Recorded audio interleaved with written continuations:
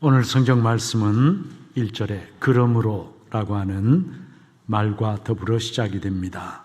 그러므로가 무슨 말입니까? 바로 앞에 이야기한 것에서 자연스럽게 결론이 나올 때, 그럴 때 우리가 그러므로 또는 그렇기 때문에 라고 하는 말을 쓰는 거지요. 바로 앞에 절 보세요. 그가 시험을 받아 고난을 당하셨은즉 시험 받는 자들을 능히 도우실 수 있느니라.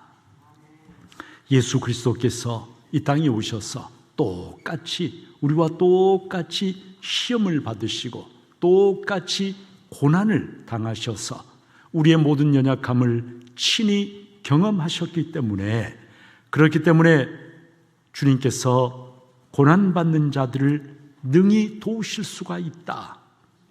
그러므로 그렇기 때문에 우리를 능히 도우실 수 있는 바로 그 예수님을 깊이 생각해야 한다라고 하는 그러한 말인 것이죠. 성도 여러분, 이 히브리서는요, 유대인 그리스도인들에게 쓰여진 서신입니다. 유대인 그리스도인, 예수를 믿는 사람 가운데 유대인 그리스도인이 있고 이방인 그리스도인이 있어요. 유대인 그리스도인은 유대인인데 예수를 믿게 된 사람들을 가리키는 것이죠. 1세기 말 이 유대인 그리스도인들은 이중적인 박해 그리고 고난을 받아야만 했습니다. 하나는 예수를 믿는다는 이유로 로마 제국에 의해서 모든 예수 믿는 자들에게 가해진 그러한 박해, 그 박해를 받아야 했어요. 그런데 또 다른 박해가 있었는데 그것은 바로 동족 유대인들로부터 받는 박해였습니다. 십자가에 못 박혀 죽은 죄수 나사렛 예수, 그를 하나님의 아들로 그리스도로 믿고 고백하는 이단자들로 낙인시켜서 이들은 로마 제국뿐만이 아니라 동족들에게도 핍박을 받고 그리고 쫓겨다녀야 했습니다. 이러한 이중적인 박해 상황 속에서 신앙이 흔들리는 사람들이 있었고 더러는 신앙에서 이탈하는 사람들도 있었습니다. 바로 이런 상황 가운데서 히브리서 저자는 고난 가운데 있는, 박해 가운데 있는 유대인 그리스도인들에게 예수를 깊이 생각하라 라고 명령을 하고 있어요. 성경은 먼저 그들을 1절에 보니까 함께 하늘의 부르심을 받은 거룩한 형제들, 이렇게 말씀을 하고 있습니다. 부름받았다. 부름받았다. 성도 여러분, 이것에는요, 두 가지 우리가 알아야 할 매우 중요한 사실이 있어요. 첫 번째 사실은 부름받았는데 누가 부르셨는가 하는 거예요. 누구에 의해서 부름받았는가라고 하는 것이죠. 하늘의 부르심을 받은 이라고 하는 이 말은 당신들을 또는 우리를 부르신 분이 누구시라는 것입니까? 하나님이 우리를 그리고 당신들을 부르셨다라고 하는 그러한 말이죠.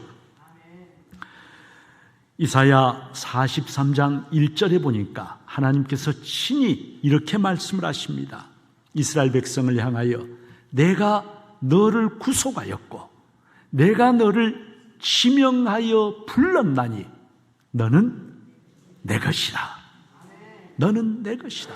내가 너를 지명하여 너의 이름으로 너를 불렀다는 거예요. 그래서 너는 내 것이라 말씀을 하십니다. 여러분, 두 번째로 우리가 알아야 될 것, 하나님이 우리를 부르셨는데, 나를 부르셨는데 무엇으로 부르셨는가? For what? 무엇을 위해서, 어떤 목적으로 부르셨는가라고 하는 거예요. 하나님이 아무런 뜻도 없이, 아무런 목적도 없이 그냥 부르시는 그러한 일은 있을 수가 없죠. 하나님이 나를 무엇으로 부르셨는가? 하나님은 우리를 하나님의 자녀로 부르셨고요. 하나님은 우리를 죽음에서 생명으로 부르셨고요. 하나님은 우리를 천국으로 부르셨고요. 하나님은 우리를 영광스러운 복의 세계로 부르셨습니다. 하나님께서 아브라함을 부르실 때 저주받은 세상 가운데 살고 있던 아브라함을 부르시잖아요. 어디로 불러내셨어요? 저주받은 세계에서 놀라운 복의 세계로, 모든 사람들에게 복을 주는 사람으로, 그렇게 복의 세계로 아브라함을 불러내셨습니다. 이스라엘 백성을 애굽의 종살이에서, 노예 자리에서 부르셨어요. 어디로 불러내셨어요? 애굽에서 젖과 꿀이 흐르는 약속의 땅, 가나안 땅으로 그들을 부르셨어요. 그 동일하신 하나님께서 죄와 사망의 지배 아래에 있는 저와 여러분, 우리를 부르셔서 어디로? 생명으로, 구원으로, 천국으로 부르신 줄 믿습니다. 저와 여러분이 걸어가는 이 믿음의 길에 마지막 들어가는 곳이 어디냐면 천국인데, 천국을 향하여 걸어가는 이 믿음의 여정에서 우리의 생각, 우리의 마음을 어디에 단단히 붙들어 매야 된다? 누구에게 단단히 붙들어 매야 된다는 거예요? 예수님에게. 우리의 시선, 우리의 생각, 우리의 마음을 예수님에게 단단히 고정시키고 예수님을 언제나 생각하면서 이 믿음의 길을 걸어가야지, 예수님을 생각하지 않고 나를 생각하고 세상을 생각하고 환경을 생각하며 걸어가다가는 엉뚱한 데로 가버리게 되는 거예요. 우왕좌왕하게 되는 거예요. 목표가 없는, 어디로 가야 될지를 모르는 그러한 방황을 하게 되는 거예요. 혼란스러운 상태에 빠져버리게 되는 거예요. 그래서 예수 믿는 성도는 천국에 들어가는 그 마지막 순간까지 마음의 생각 단단히 누구에게?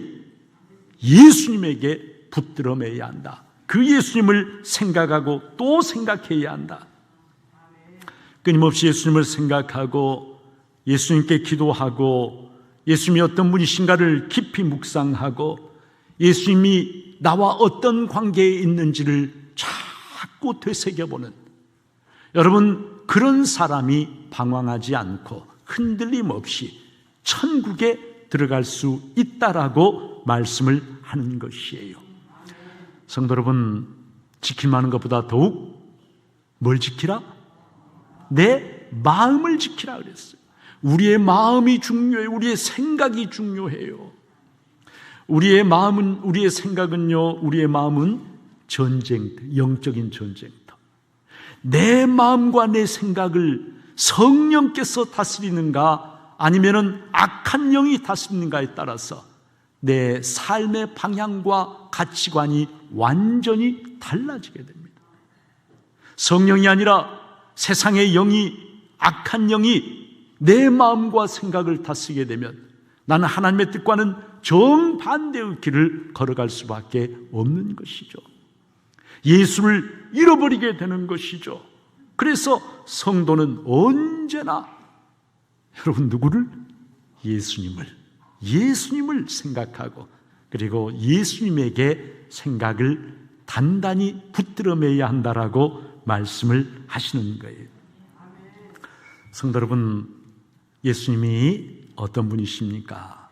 바로 하늘 영광의 보좌를 버리시고 우주와 영원을 넘어서서 이 땅으로, 이 땅의 티끌과 먼지에 불과한 나를 찾아오신 분이 예수님이세요.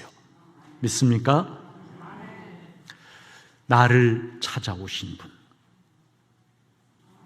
예수님, 나를 위하여 십자가에서 죽으시고 그러나 나를 의롭다 하시기 위하여 어떻게 하셨어요? 다시 3일 만에 부활하셨어요. 그리고 영원히 살아계신 그러한 생명의 주가 되셔서 지금 어떻게 하고 계십니까? 나와 함께 내 인생길에 내 손 꽉 잡으시고, 나는 때로 예수님의 손을 놓쳐버릴 때가 있지만 그러나 예수님께서 나를 놓쳐버리고 잃어버리시는 그런 경우는 있을 수가 없어요. 내 손 꽉 잡고 끝까지 내 인생길에 동행해 주시는 예수님. 예수님이 어떤 분이십니까? 나를 사랑하시되 끝까지 사랑해 주시는 분. 사람들은 사랑하다가 중간에 실망합니다, 떠나갑니다, 잊어버립니다. 그러나 예수님은 이 땅에 있는 자기 사람들을 사랑하시되 어떻게 사랑하신다고요? 끝까지. 끝까지. 나의 모든 연약함, 때로는 내가 넘어질 때도 있고 때로는 내가 예수님의 등을 돌릴 때도 있지만 그러나 버리지 아니하시고 끝까지 나를 사랑하시는 그 예수님, 끝까지 나를 기다려주시는 그 예수님, 그리고 지금도 하나님 보좌 우편에서 나의 연약함을 품고 아버지 하나님에게 중보 기도를 하시는 예수님, 바로 그 예수님을 생각하라는 것이에요. 깊이 생각하라는 것이에요. 다른 것을 생각하지 말고 그 예수님을 깊이 생각하면 때로는 우리의 삶에서 부딪히게 되는 어떤 어려움과 문제, 박해와 질병, 그 어떤 것도 능히 이겨낼 수가 있다라고 말씀을 하시는 것입니다. 예수님을 생각할 때, 예수님을 깊이 묵상할 때 그 예수님으로부터 세상의 어떤 것도 이겨낼 수 있는 놀라운 그러한 생명 에너지가, 능력이 나에게로 흘러들어오고 예수님과 내가 하나가 되어지면서 이 땅에서 승리하는, 하나님께 영광을 돌려드리는 삶을 살 수가 있다는 것이에요. 어떻게 하면? 예수를 깊이 생각하면. 여러분, 다산 정약용과 동시대를 살았던 조선 후기 신의자 독서가 백곡 김득신이라는 분이 있어요. 백곡 김득신. 이분은 충북 증평이 고향인데 이 증평군 송산리에 가면은 김득신 문학관이 있습니다. 김득신이 얼마나 대단한 독서가였는지 정약용이 자신의 저서에서 이렇게 극찬을 한 적이 있어요. 문자와 책이 존재한 이후 종횡으로 수천 년과 수만 일을 살펴보아도 부지런히 독서한 사람으로 김득신을 으뜸으로 삼을 만하다. 아무리 주위를 살펴보고 고대 역사를 살펴봐도 김득신만큼이나 부지런히 책 읽는 사람이 없다라는 정말 대단한 그런 칭찬 아니겠어요?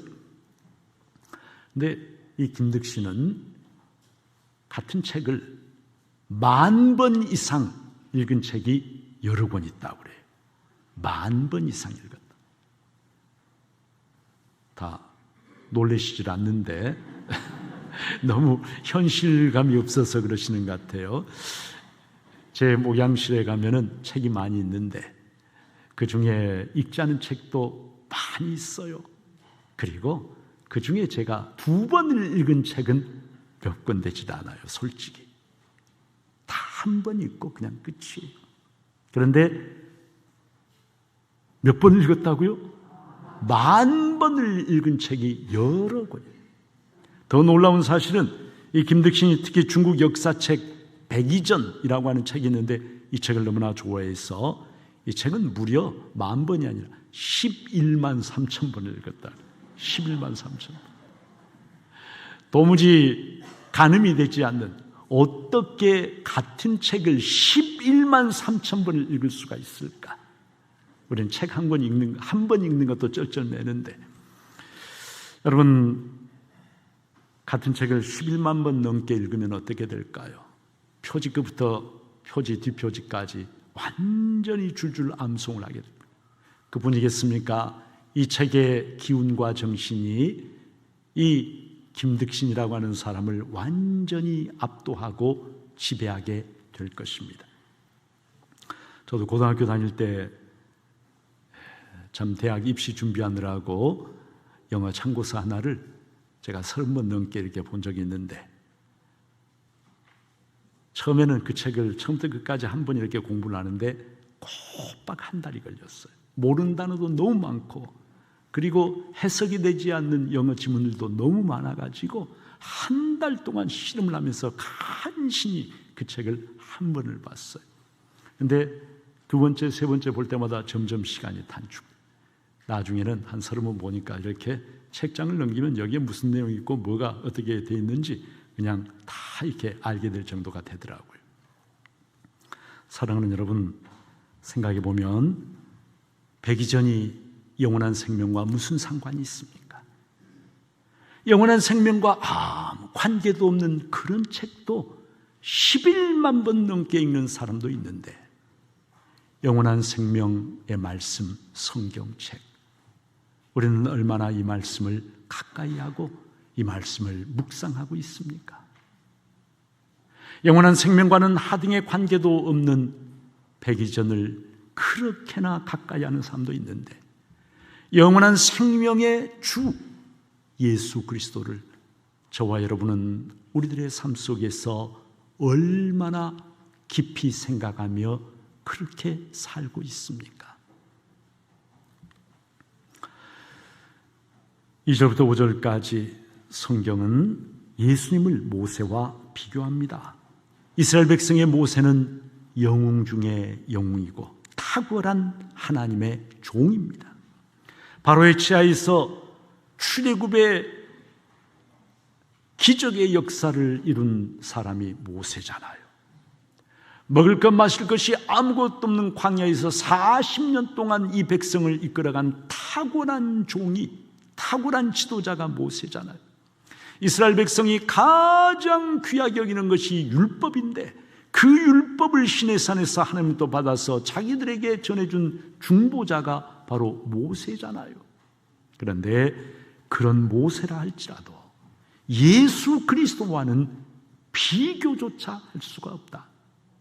모세가 충성스럽게 하나님을 섬긴 것은 사실이지만 그는 종에 불과했고, 예수 그리스도는 종이 아니라 하나님의 아들이시고 하나님의 온 집을 다스리시고 주장하시는 그러한 분이시다. 그래서 모세와 비교할 수 없으신 분이 바로 예수 그리스도시다 말씀을 합니다. 6절 뒷부분에 보니까요, 우리가 소망의 확신과 자랑을 끝까지 굳게 잡고 있으면 우리는 그의 집이라 말씀을 합니다. 성도 여러분, 소망의 확신과 자랑, 이게 무슨 말일까? 여러분, 이 말씀은요, 우리 예수 믿는 사람들의 궁극적인 소망이 있어요. 예수 믿는 사람의 궁극적 소망, 예수 믿는 사람은 세 가지가 꼭 있어야 되는데, 믿음, 소망, 사랑이잖아요. 여러분, 믿음만 있는 게 아니에요. 믿음, 소망이 있어요. 사랑이 있고요. 우리 그리스도인의 궁극적인 소망이 그렇다면 무엇일까요? 바로 이 땅에서 하나님께서 내게 주신 사명을 잘 감당하고 충성스럽게 섬기고 살다가 이 땅을 떠나는 날 영원하신 하나님의 나라, 생명의 나라, 천국에 들어가는 것이 바로 우리 그리스도인의 궁극적인 소망입니다. 이 소망을 잃어버리고 살면은요, 그 사람은 그리스도인의 가장 핵심적인 것을 잃어버리고 사는 것과 같아요. 그래서 그리스도인에게 있어서 죽음이라고 하는 것은 모든 것의 종말이 아니에요. 그리스도인에게 있어 죽음이라고 하는 것은 바로 우리들이 바라고 소망하던 천국에 들어가는 우리 믿음의 완성이 되는 것이, 구원의 완성이 되는 것이 바로 우리들이 소망하고 있는 천국의 하나님의 나라에 들어가는 것이죠. 그 천국에 대한 소망, 그 소망에 대한 확신과 그 소망에 대한 자랑을 끝까지 굳게 붙잡는 사람, 박해, 고난, 어려움이 찾아온다고 해서 그것을 내던져버리고 포기하지 않고, 그리고 끝까지 그것을 굳게 붙잡고 나아가는 사람, 그가 바로 그리스도께서 주인으로 다스리시는 주의 집, 주의 전이 된다라고 말씀을 하는 것입니다. 19세기의 위대한 부흥사였던 드와이트 무디, 이 무디가 세상 떠난 날 임종석상에서 그렇게 고백을 했어요. 주위에 사람들이 다 이렇게 둘러서 있잖아요. 무디가 마지막으로 무슨 말을 할까? 그의 입술을 주목하고 있는데 무디가 그의 입에서 나온 이 세상에 남기는 마지막, 오늘은 나의 대관식 날이다. 주님으로부터 영광스러운 왕관을 받는 날이다. 그런 말이에요. 세상을 떠나는 그 시간이요, 모든 것이 끝나버리는 두려움과 암흑과 절망의 시간이 아니라 도리어 주님으로부터 수고했다, 착하고 충성된 종아 라고 하면서 주님께서 영광의 면류관을 자신에게 씌워주시는 그러한 날이 바로 오늘 지금이라고 고백하면서 세상을 떠났다는 거예요. 성도 여러분, 천국에 대한 확신이 있는 사람, 죽는 날이 바로 인생 최고의 날이 되는 줄로 믿습니다. 성도는 그 확신을 가지고, 그 소망을 가지고 살아가는 사람인 거예요. 이 소망을 세상에 속한 그 누구도 줄 수가 없죠. 오직 예수 그리스도만이 그 소망을 우리에게 주실 수 있는데, 이 복된 소망을, 이 복된 소망에 대한 확신과 자랑을 가지고 살아가는 사람이야말로 얼마나 복된 사람입니까? 바라기는 우리 중부의 모든 성도님들이 다 이 복된 소망을 가지고 살아가는 복된 하나님의 백성들이 되시기를 주님의 이름으로 축복합니다. 우리는 끊임없이 내 생각을 하며 살아갈 때가 많아요. 내가 좋아하는 거, 내가 원하는 거, 내가 아픈 거, 내가 해야 할 거, 나를 둘러싸고 있는 환경, 상황, 형편, 이런 것에 대한 생각이 우리들의 머릿속에 언제나 가득합니다. 내 머릿속은 나에 대한 생각으로 꽉 차 있어요. 그러나 성경은 우리들에게 자신에 대해 깊이 생각하라가 아니라 예수를 깊이 생각하라라고 말씀을 합니다. 예수를 생각할 때, 여러분, 나에게는 해답이 없어요. 나에게는 답이 없어요. 예수를 깊이 생각할 때 그 주님이 내 인생의 모든 문제에 대한 해답이 되시고 영원한 생명의 길이 되시는 분이시기에 성도는 어떤 상황 속에서도 예수님을 생각하고 예수님을 묵상하는 그러한 사람이 되어야 할 줄로 압니다. 사순절입니다. 사순절을 지내면서 요즘 나의 마음, 나의 생각은 무엇으로 가득 차 있습니까? 얼마나 예수님을 생각하십니까? 나를 위해 십자가에서 살을 찌시고 보혈을 흘려주신 그 주님을 나는 과연 얼마나 묵상하며 주님의 나를 향한 그 사랑을 헤아리며 살아가고 있습니까?